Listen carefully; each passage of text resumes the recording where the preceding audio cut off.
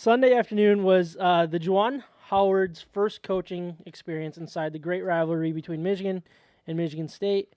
And, well, it didn't go so well for him. The Wolverines lost to the Spartans at home.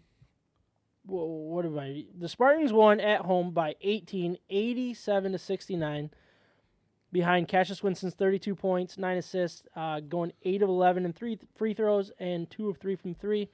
Xavier Tillman also had a really good game with 20 points and 11 rebounds. Michigan's leading scorer was John Teskey with 15 points, and Xavier Simpson had 14 points and 5 rebounds and 8 assists. I basically knew going into this game MSU's the better team. They have way more talent at this point. They have much more depth, and they're the better coach team at this point. In where we're at, there's no question that they just took care of business. They're the better team. They were supposed to win that game, and they did. So I'm just kind of I want to start by just throwing out the question: like, does this kind of change your guys' thoughts for these two programs and what we're seeing this year? I'm not saying moving forward with next year with Juwan Howard, which I know everybody's excited for, whereas Michigan, but for this team, for the runs, for the winning the Big Ten. Obviously, Michigan's not going to do that, but a tournament run or whatever we're seeing. I'm curious with Kyle where you're saying with Michigan State more like in particular here. If they can be the team that they've been the last 2-3 games, I mean longer than that, I would say. There's been other times, but if they can be the team that just played Michigan, this is going to be interesting in March. I really believe that.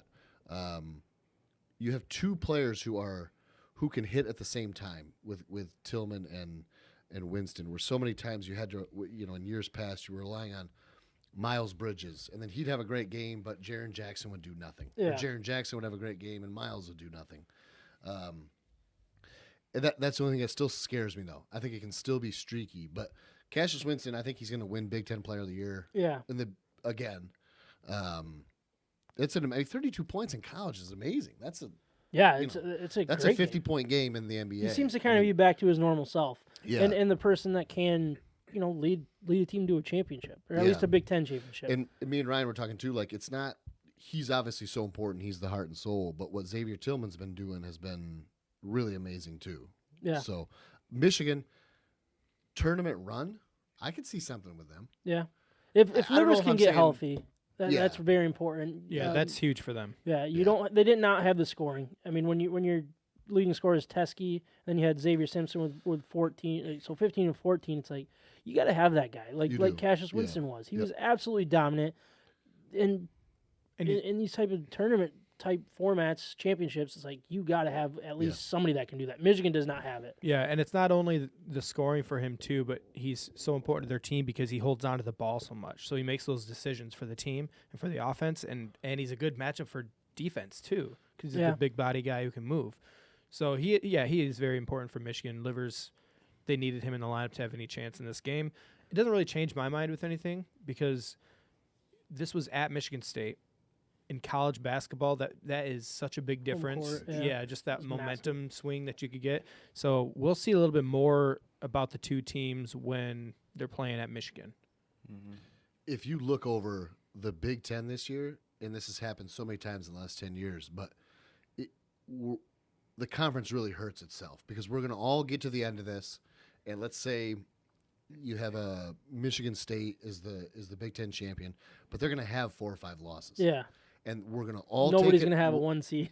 We're going to all take it on the chin in seeding, and it's going to make it tougher. And and Michigan and Michigan State have both in the last 5 years risen above that.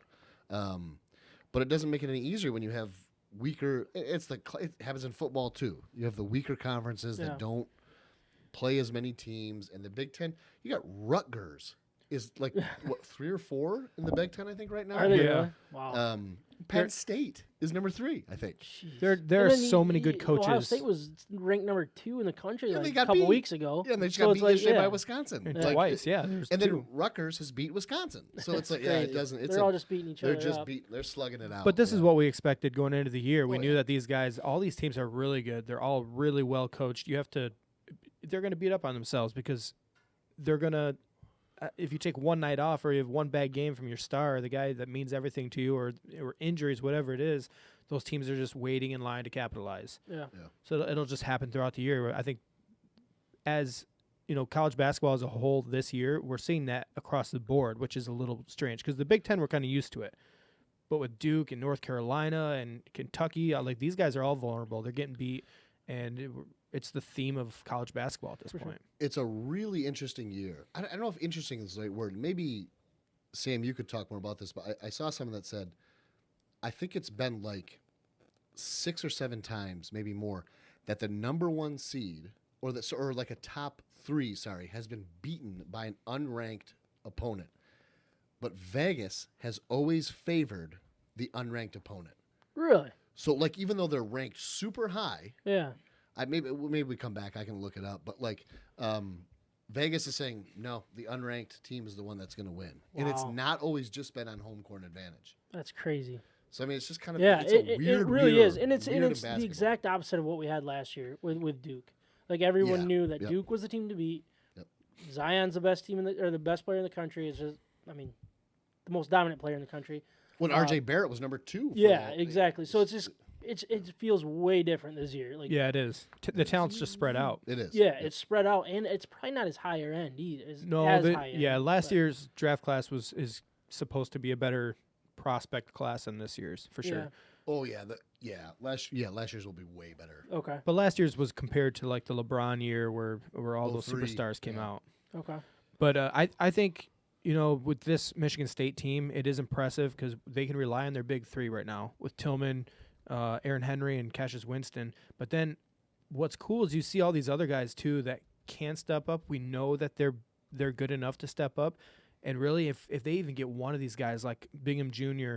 or Rocket Watts or Gabe Brown, these guys that are actually really good players and can step up at any time, they're just waiting for it. If one of them does do that, then they have a really good chance of making a good run because those other 3, they're veterans. So what Kyle was bringing up earlier, like Michigan State's had to rely on that veteran and freshman combo for a while. If they have a big 2, it's always a young guy with an experienced guy. And right now we have a group of veterans in this team that are established. And if we just get a couple of these young guys to step up, that would be really big for the team and maybe even solidify them as a number 1 seed. Yeah, and you still have one of the best coaches in the country as well. I mean, probably top 5 to 7 is my guess. Mm-hmm. When you have that's awesome to have as well. Yeah. And if he can coach, and one thing that we're seeing with Izzo, I think more this year than we have in the past is, and I'm not saying he doesn't genuinely love his team over and over again, but he doesn't seem as angry. I feel like what happened with Cassius with his brother, which is terrible, but I feel like it's kind of slowed Izzo down a little bit and kind of affected him just as much as it may have affected Cassius Winston. To be like, whoa, all right, as much as I care about winning and having these guys progress, it's like I'm going to take a step back here, and there is a lot more to it than basketball. And then, look, I'm not saying that he hasn't had that in perspective before, but I'm just saying when it happens and it's a wake-up call, I feel like you're seeing a different Izzo. That's just basically where I'm at. The Langford thing hit him really hard too.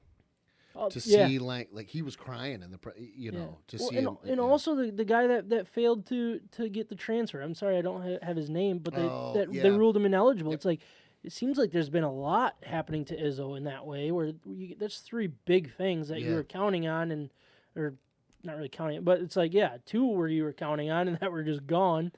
And another one's just kind of like a wake-up call that a team can rally around in a lot of ways, too. Yep. So, I still question Cassius and if he can be, maybe I look at the guys that go big in tournaments a little too much, like being the best player on the floor night in, night out. I see still sometimes that he's not that guy or that he kind of like seems to not want to be that guy.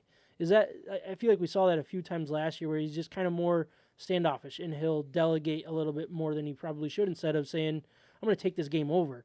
Are we seeing a different Cassius now? I mean, based on the Michigan game, I would say yes, but do you think he needs to be that guy for this team to go on a run, or do you like the fact that he's more passive and less aggressive at times? No, I think he needs to be that guy, but I think there's going to be nights where your shots aren't falling, where it's not working for you.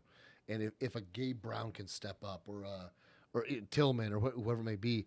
I think he needs that too. Yeah. Because he's not LeBron James. He needs He's a not- supporting he- cast Yes, for he does. sure. Now in like in March last year, man, he was dynamite. Yeah, Yeah. he really was through it both tournaments, the Big Ten tournament Yes, and in any big game, he is the guy that steps up. It's But weird you- because he's quietly dynamite, probably, Yeah. right? It Like is because- it's not explosive. It's not. Well, I think everybody falls into that trap of he's not an elite athlete, Okay. but he is an elite decision maker and shot maker and just play maker. Like he does create the separation that he needs himself. It's not what Russell Westbrook would do for himself. Yeah. Yeah. Okay. I think think it was Billis was talking about it. Like this is last year, but like you don't realize it. But then at the end of the game, all of a sudden, he's got 29 points, Yeah. 10 assists, and 5 rebounds. Or yeah.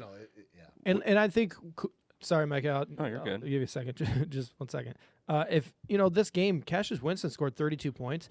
Aaron Henry only scored 6 points, and this was a dominant game for Michigan State. Aaron Henry is their second best scorer. Yep. And He's supposed to be. He hasn't been really. well, but he was earlier in the year. He's just Yeah. hit a few games here and there. Yeah, earlier he was. Okay. Yeah, I mean he was killing it earlier. But that what I mean is like that's more your typical great athlete, matchup nightmare type of Okay. athlete and person player that can go out there and also take over a game. So this is the luxury that they have is they have these 3 guys. If they have 2 of them show up, they have a really good chance of winning any game out That's there. well said. Yeah. And they still have good depth as well. Yeah, they do. Mike, Besides Cassius's scoring ability, I really do think his decision making, like you said, actually makes him how good he is. I mean, wouldn't you second that? I mean, he seems to be that smart basketball player. I mean, who has got a true sense for the game. He knows what's about to happen. He's got great anticipation, and he's just got a great head for the game. Yeah, he absolutely is, and that's what made him the Big Ten Player of the Year last year. That's what makes him an All-American, preseason All-American. Like, he has taken over games when he needs to, but he's got the basketball IQ to just be that passive guy to give the ball and let somebody else be the star too. Mm-hmm. nice. Yeah, I think the Spartans are definitely the Big Ten favorites at this point. Yeah, that's probably fair. And they can make it run. Big Ten is so good and so deep. It's Very like good. if you're coming Even out of the Big teams that Ten, aren't good are good. Yeah. Like yeah. yeah. So it'll be interesting to see. I know it's only January 6th, and we're talking college basketball, which is not my first choice, but But you're doing it. we're doing it, and It's a Michigan it sport. was That's what good. you always tell me. yeah. It's about Michigan sports. Yeah, so I do want to touch on Michigan. I don't want to talk too much about them, but I just think they're basically just missing scoring, especially without Livers, and I'm still unsure about Juwan's coaching ability, like X's and O's. I think he's going to be a good recruiter. I don't think I'm not saying he's a bad coach and he's going to get in the way of a good team, talented team, but I'm not seeing the X's and O's that we're used to seeing with Beeline. Like Beeline could have taken that team and kept it a little closer, maybe. Use what he has. I feel like Juwan Howard, and I think Jim Costa said it perfectly when I was listening to Big Drew and Jim earlier today. He said John Beeline was the type of coach that can get his players shots. Design certain players to get their shots that they need. Where Juwan Howard, it seems like he's more of the type of coach that needs a guy that can make his own shots To rely on and the create athleticism. create his own shots and be the athletes. Yes, Yeah. exactly. Yep. So I thought that was a really good point. For what we've seen so far, I think the jury's still out with him, with Juwan Howard as a coach. But I don't know. I gotta chime in a little bit on Yeah, that. do it. Because Go for I don't really agree with that at this point. I think the biggest difference between the two coaches right now is you could always count on the defensive scheme and defensive heart of Michigan. They kept, I don't know how many years in a row it was, but they were always like top 5 defense in the nation. They were like the Virginia of the Big Ten. okay, And it was because Beeline would play that mixture of man and zone, and then try to get some athletes out there and all switch screens, and the effort was always there. But their offense was anemic at times last year and the year before and the year before. They would just beat teams 50-48. Yeah. And Yeah. they beat teams 55-52. And those Often. yeah. So I don't think this is an X's and O's on the offensive side. I think this is okay, the defense is consistently giving up 70 to 80 points a game right now. And earlier in the year when they were scoring 70 to 80 points a game, they were winning those games. Okay. Shots don't always fall. That's not the way basketball works. So if you go into a little slump here and there, or if Livers isn't playing, that's just hard to come back if you don't have that game in, game out defensive strategy and effort. Nice. Makes sense. Yeah, it does. I agree with Ryan. I think it's, first of all, it's still very early. Very early. It is early. Yep. But Beeline was a great coach. Of course he was, but agreed that his offensive scheme wasn't. They relied a lot of the time too heavily on 3-pointers or some things like that. Well, Yeah, they did. I remember there was I can't remember if it was last year or the year before now, but where Michigan should have beaten Michigan State, but they were cold from 3. They hit like 10%. The dribble handoff. They outplayed. Yes, it was all stuff like that. The dribble handoff was the offense. They outplayed us. They outplayed Michigan State, but like the shots didn't fall, so Michigan State ended up winning. Okay. And they also had a 'cause good it wasn't run. creative. They had a good run of some really good athletes who were all 6'7", 6'8", and 6'9", and that's just the makings of a really good defense. Yeah. For sure. So I think it's going to be interesting to see in the next couple years what Jawan does with his guys that he's specifically brought in. Because right now he's on a really good recruiting trail right now. He's bringing in a lot of talent. Right now he's number 1 in the Big Ten for the following class and 4 nationally. yeah. I mean, he's got a guy in Hunter Dickinson that's 7'2", 255. Hey-yo. That's a big fella. That's a real big fella. That's a guy to Big fill guy. Teskey's shoes, Yeah. literally. He's playing the center position, and he's got Isaiah Todd coming in, Zeb Jackson coming in, Terrence Williams, and he's banking on his son coming in to play with him. Yeah. It'll be interesting to see, how these both programs go. But I'm really excited to kind of dive into it as we go over the next couple months. We're before we know it, it'll be March, It's gonna be fun. and I think we're it's gonna be have fun. a good Come on now. time. Yeah. So, but until then, we probably will just kind of sit and just watch. See what happens.